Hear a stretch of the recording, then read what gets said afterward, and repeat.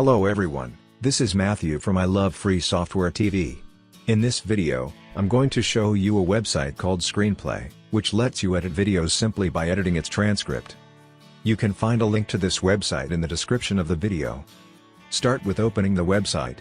Click the sign in button and sign up using your email ID and password. Now, you see the dashboard of the website.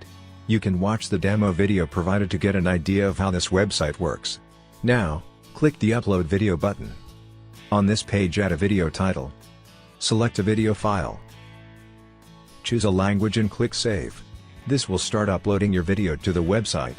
The transcription process will take some time. You will get a message in your email when the transcription process is completed. Now, your video is ready for editing. Click the Edit button given below the video. The transcript of the video will open. Select some text and you will get a toolbar with options to copy, cut, edit, remove, highlight, and play. You can copy-paste a word or phrase multiple times. Select and highlight some text.